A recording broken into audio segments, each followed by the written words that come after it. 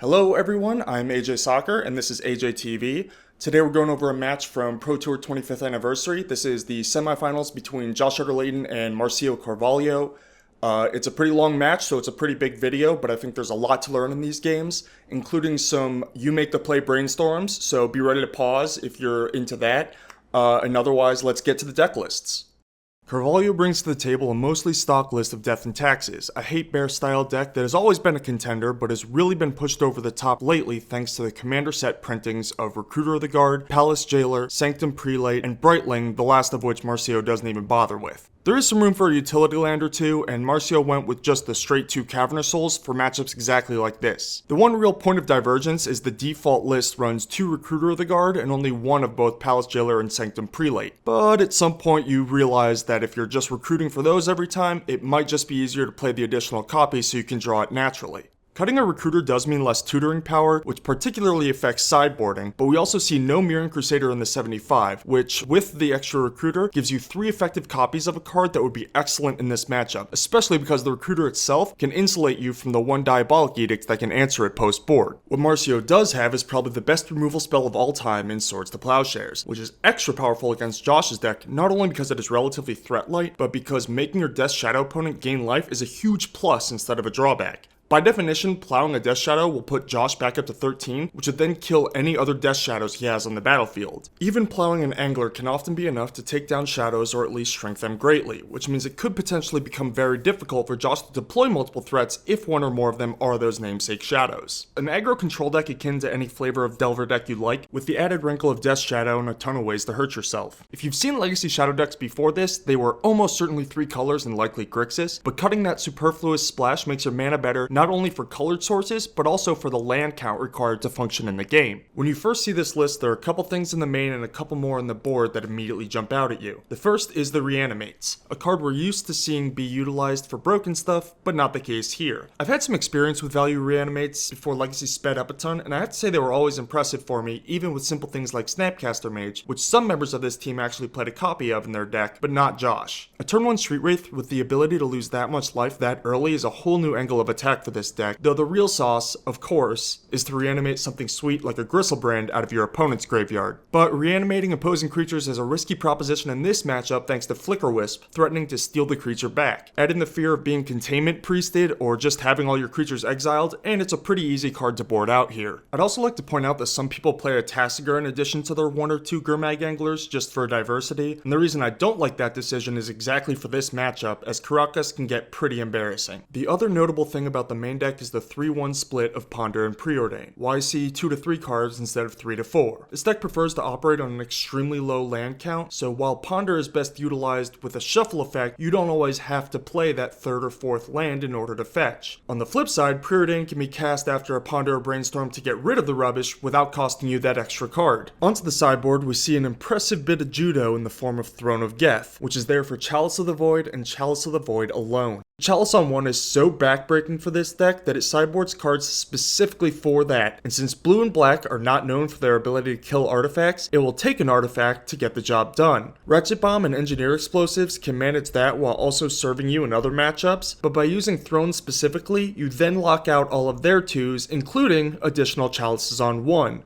The other sideboard card of interest is for this matchup we're looking at today, the 3 copies of Dread of Night. Now, Legacy is such a wide open format that normally you would see more generalized hate here, such as Fatal Pushes 3 and 4, which are good against all creature decks, but by eschewing those extra percentage points against the wider field, he gets to play an absolute massacre of a hate card for this deck in particular.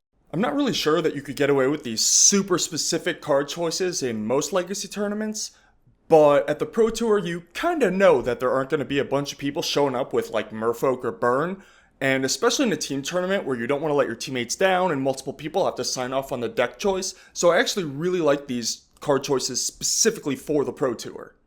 Being the higher seed in team tournaments is pretty busted because all 3 of your seats get choice, and as you might expect, play draw can be very important in this matchup because it takes the Shadow deck a turn or 2 to set up with its cantrips and life loss. Josh's deck does play better from the draw than most, with cheap interaction like Thoughtseize and Fatal Push, and not caring all that much about falling behind on board because he actively wants to soak up some damage before stabilizing, but what he does care about is Marcio not being on the play. The Death and Taxes deck has a ton of reasons to love being first off the block. Aether Vial is far superior on the play. Getting Thalia down before the opponent can make their second land drop is huge, and the mana denial aspect of Wasteland and Port is so much stronger when you're that half land drop up. Reanimating Street Wraith may seem underwhelming on turn 1, but as I said in the intro, it's actually a really high value play, and not just because a 3/4 is bigger than everything in Marcio's deck. First of all, this deck just doesn't get on the board well at all in the early game. Delvers are good if you can win your flip, but Angler and Shadow require quite a bit more setup. Not only is Josh not supposed to be on the board this early, but it also puts him below 13, meaning that theoretically Death Shadows could be deployed as early as next turn. Though that likely wouldn't happen unless it was backed by Force Will due to the threat of Swords to Plowshares. Aether Vial on the draw still fine in this matchup, combating counter magic and mana denial, giving tempo, and allowing the white creature deck a little more play in the middle turns. Perfect brainstorm hand for Josh, 2 wastelands that he doesn't really want and a fetch to get rid of them, and he draws 3 spells: Force, Push, and Brainstorm. Even though Force isn't great in the matchup, and especially against File, insulating against Swords to Plowshares alone makes it worthwhile, while the wastelands really don't do much. He follows it with a Ponder and sees a Thoughtseize, another Force, and a Polluted Delta, and we have our first inflection point. Interestingly, Josh shuffles. I think I would have kept, but that's probably wrong. The thinking being that you put the Force into your hand to pitch to the other Force so you don't have to dump a Brainstorm. Thoughtseize on top because you'll be able to cast it next turn while Marcio only has 2 lands and a Vial on 1, so it will definitely hit something, and is especially useful against Stoneforge Mystics so you wouldn't have to burn your Force and blue card on her or risk getting blown out by a Sandbag Cavern of Souls. And then the fetch gives you a shuffle for that Brainstorm that you're still holding on to, as well as a 3rd land which could be useful if Marcio has any ports or wastes in his draw. I have to assume the reason Josh shuffled is that he's looking for one thing and one thing only, and that's more threats. He simply doesn't have enough removal in his deck to answer all of Marcio's threats in these pre-board games, which surprisingly puts him in the beatdown role in the matchup rather than the control, especially with this kind of opening. Revoker comes down and names the only thing it can pre-board, the Street Wraith cycle, and Josh's hand is Force, Brainstorm, Fetch, Push, Push. He draws a Daze and casts a proactive Brainstorm. Remember, he's supposed to be the beatdown and needs to find threats ASAP. He finds a Shadow along with another Fetch and the second Reanimate. Obviously a land is going away, and you want your threat, your removal, your Force plus blue card in the form of Daze, so that just leaves Reanimate as the odd man out, which is just as well as there's no real use for it in the short term anyway. A Vialden Mom requires a push before she gets active, Swords to Plowshares is drawn and cast, and it is exactly what Josh had written on his Force of Will. I think tapping the Karakas was a slight mistake, even though it won't matter here, but he's just telling his opponent that he doesn't have a Thalia. Josh draws and plays another fetch, threatening to get Watery Grave, making this turn 4 attack represent lethal, and pushes the only blocker out of the way. The commentators put Josh way ahead here, and that's an easy mistake to make. Marcio has to Vial in a Stoneforge Mystic to chump, fetching Sword of Fire and Ice instead of Batterskull because he knows his Mystic is dying, and Sword along with Flicker Wisp represents lethal for Marcio. Vial goes up to 3 and he finds a Mother of Runes he can cast along with his sword. Josh bricks again and can only attack. Marcio actually makes a significant mistake here, likely due to the excitement of knowing that he's about to win, but Flicker Wisping the Death Shadow is substantially worse than blocking with Mother of Runes and then flickering her. Josh has used both his Fatal Pushes, but still has 2 Snuff Out in his deck, which he can hardcast by fetching the other Underground Sea and go into 4 life. By flickering Death Shadow, he lets Josh draw Snuff Out, cast it at sorcery speed on Flicker Wisp, and then his Mother of Runes can't attack past the Shadow, and maybe Josh can draw out of it. If he blocks with and then flickers Mom, a single removal spell wouldn't get the job done, as either you pass and the Mom can protect the Wisp, or you kill the Wisp at sorcery speed and Mom can just grab the sword herself and deliver lethal. But he's not punished and gets to snatch game 1 from the jaws of defeat, which is huge for him, as Josh was on the play that game and has a far more favorable matchup after sideboard. You may wonder if Josh could have avoided going so low and allow himself to be killed in one attack, but the truth is he really couldn't. This type of thing just happens. It's a risk that you take when you sign up with the deck. The life lost that game was Street Wraith, Fetch, and he even fetched the Sea first. Reanimate the Wraith, fetch a Grave after brainstorming to Ponder, and then cracking another fetch. He gets Grave here when he could have gotten Sea, then has to force a Plow, and he ends the game at 5 life, taking 5 damage from Flicker Wisp with Sword. But even if he were at 7, which is the life total you could reasonably put him at, as he only could have gotten 1 more Sea over a Grave, the 2 damage from the Sword trigger still would have been lethal anyway. Not to mention, if he tried to save that 2 life, Josh's attacks on the final turns would not have been lethal, so Marcio wouldn't have had to chump and would have been even further ahead. Most of game 2 wasn't covered, which is unfortunate because it looked like a doozy, but Josh did indeed even up the match at 1 apiece going into sideboard. This game starts with a Vial from the play, and Josh cycles Street Wraith to try and mise the 1 Force of Will he kept in his deck on the draw. He doesn't get there, but he does have a turn 1 play of his own in Delver, as Marcio ups Vial, draws the Batterskull, and passes with Port Up. Now, it would be very easy to blast off a Brainstorm here on upkeep. You have an extra copy, you want your Delver to flip, and you're gonna be ported anyway, but Josh just lets the trigger happen, and then allows himself to be ported, drawing another fetch. You may wonder why he didn't pull the trigger there, especially after his proactive brainstorming in Game 1, and the reason is that we're now post-board, meaning the roles have reversed. He is no longer the beatdown, and is the control. There's no urgency to flip the Delver or necessity to use his mana. Instead, he wants to dig another card deeper because every look you give yourself is another chance to find a Dread of Night or Liliana. It looks like Ponder could let him set up his Delver to flip, but it's actually just the best way to see the most cards. Again, this game is not about racing with Delver. When he doesn't find any of his key sideboard cards, he shuffles for additional looks for the 3 to 5 cards that are practically auto wins. Marcio activates his Vial on end step, which is pointless here, but generally a good habit to get into. He ups it to 2 and conveniently draws Thalia. Sequencing alert.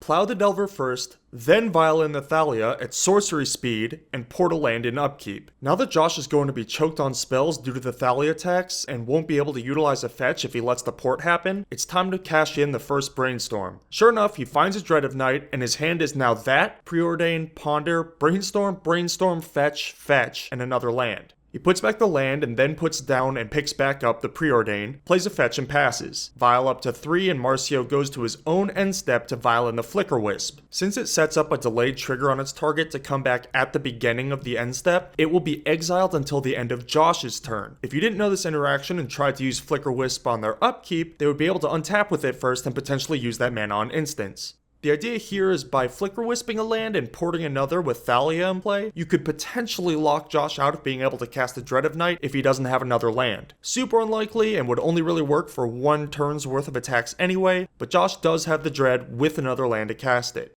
His land comes back and he leaves it untapped as he will end step a Brainstorm. And finally we come to a Brainstorm I didn't like. I know some of you were waiting for this.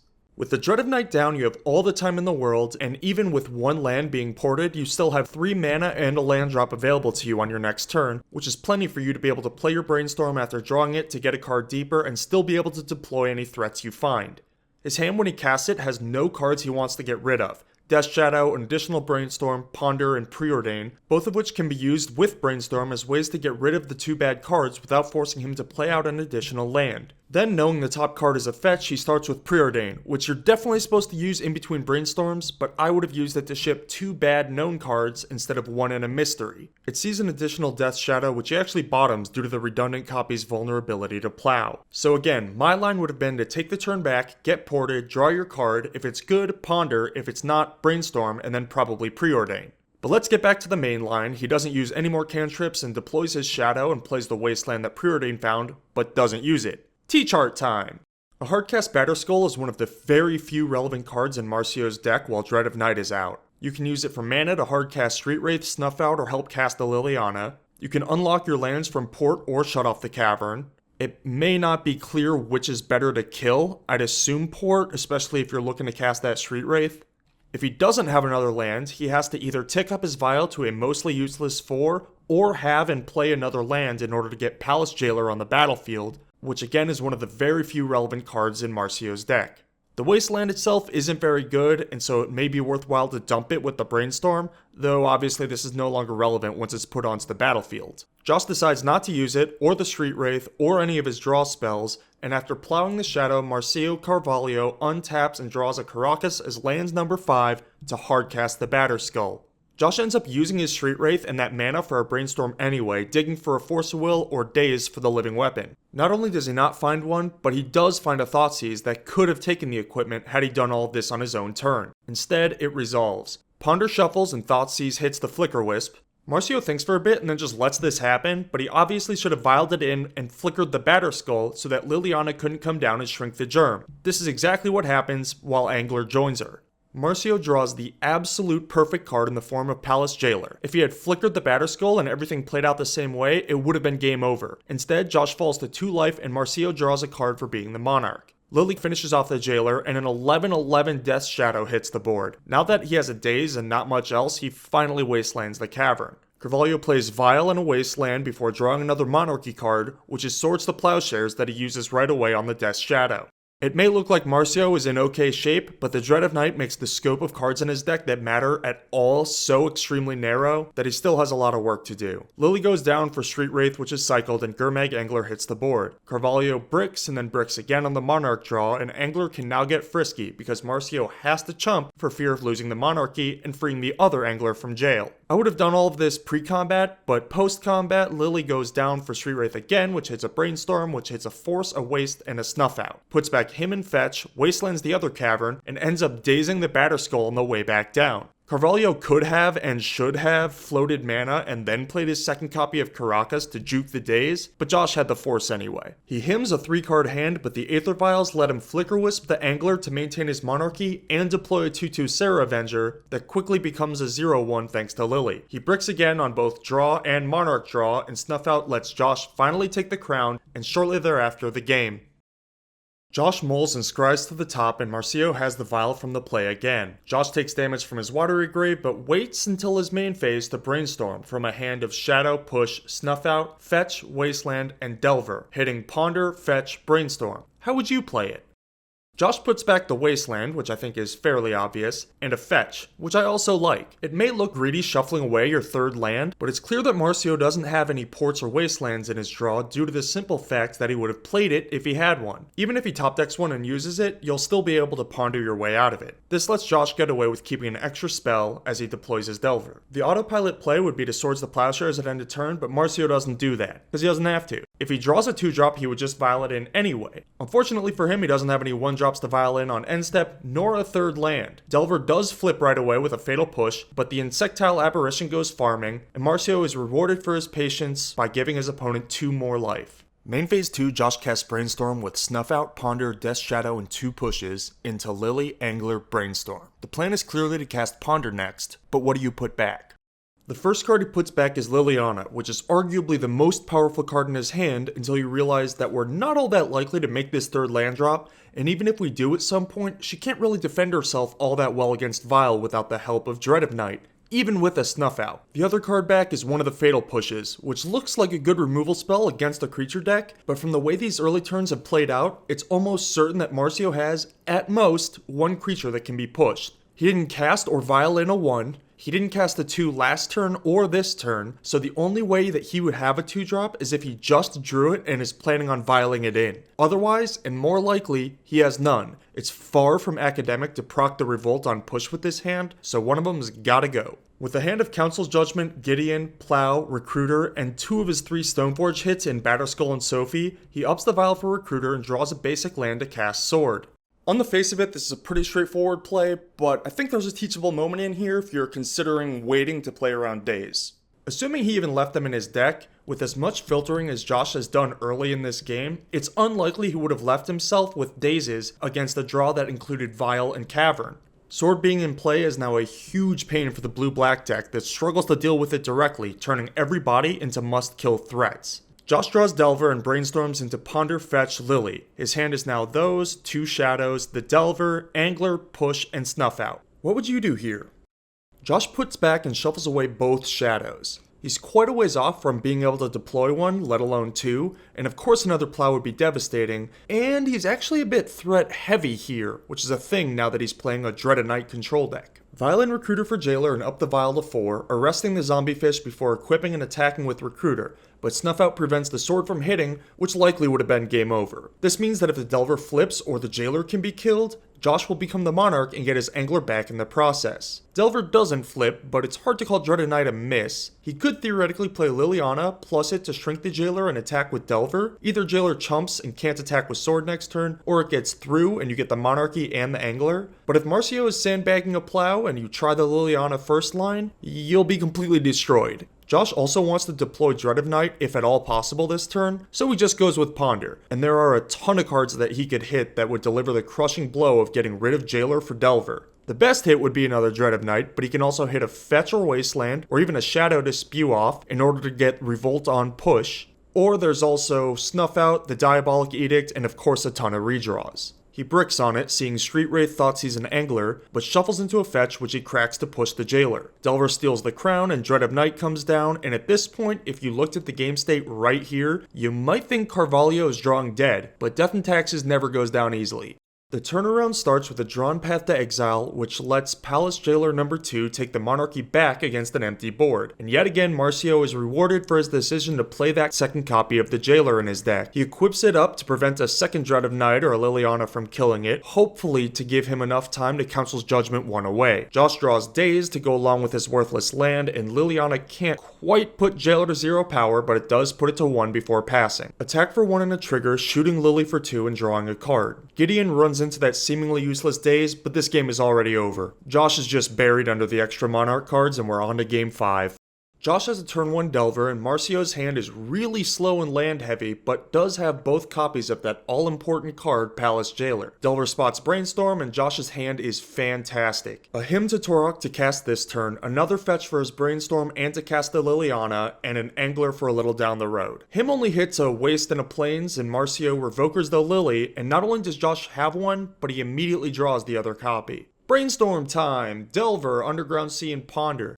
The 4th land and the redundant Lily are pretty easy putbacks, and the fetch to shuffle them away also gives him exactly 6 cards in the yard to delve out the Angler with mana to spare for Delver, and Josh is poised to take a quick one from the play. Flickerwisp resets the Insectile Aberration, and the double Delver look sees a fetch. It may be tempting to just lead with Ponder here, but after thinking it over, Josh just sends the team, so let's go over the permutations. If he doesn't block, then it's 2 free damage. If he double blocks Angler, then Josh basically wins on the spot. If just Revoker blocks, Josh definitely wins on the spot with Liliana, and if just Flickerwisp blocks, then the other Delver will be uncontested in the air once it flips. I think the most likely block is the one that ends up happening, with Marcio trading both of his creatures away. The thinking here is that the Palace Jailer could come down on Josh's 1 creature to ensure at least 2 Monarch draws. Normally you would want to utilize the shuffle from your fetch land along with the Ponder in your hand, but Josh knows he has to get a second threat on the board exactly for the reason I just mentioned. He cannot let Jailer take over this game like it did in the last, and if he had led with Ponder, sure maybe he could have hit another thread or a removal spell before attacking, but he also could have missed. Imagine he ponders into a Death Shadow, and you have to play it to insulate against Jailer, but now you're exposed to Swords to Plowshares. Only by realizing what is going to matter in this game was Josh able to put himself in the best position he could with little to no risk. Marcio does not have such luxury, peeling the 4th land and being forced to Jailer the Angler and peel a card. If the Delver flips, it might be game over, but it sees an Angler, so Ponder goes digging, finding Street Wraith, Snuff Out, and Fatal Push. They talk over the Street Wraith's position before drawing and casting the Snuff Out, attacking for 1, and more importantly the Monarchy. Had the draw and Ponder missed, Lily could have come down and plussed on the Jailer, which then would have had to chump block the 1/1 to protect the crown. And what Marcio was really hoping for was that Josh doesn't have an additional threat so that his second Palace Jailer can come down and take out the only attacker again. But Josh has the world with the Snuff Out to get back his Angler and another Angler, and Marcio can only play the second Jailer and hope to peel exactly a Plow, but finds a Revoker instead. Now if you're still paying real close attention this late in the video, then I applaud you. And you may wonder how Delver didn't flip after Ponder found 2 spells. Well, sometimes even Hall of Famers miss stuff. CFB forgot that they would draw a card at the end of their turn after stealing the crown, and thus miscalculated which to put on top. Had they gone Street Wraith and then the push, they would be able to flip Delver, -2 the Liliana to proc the Revolt on Fatal Push and attack for lethal. After cycling Street Wraith, he does take that sacrificing Liliana line, getting the Angler back yet again and deploying threats number 4 and 5, and Marcio extends the hand in a game where Josh never found a single Dread of Night. So there you go. Josh would go on to play this same matchup in the finals and was up 2-1 when both of his teammates lost their matches. Thank you all for watching, and thanks to Cool Stuff Inc. for bringing this video to you. I hope you enjoyed it. Share around if you did, and let me know what you thought in the comments or on Twitter, and I'll see you next time.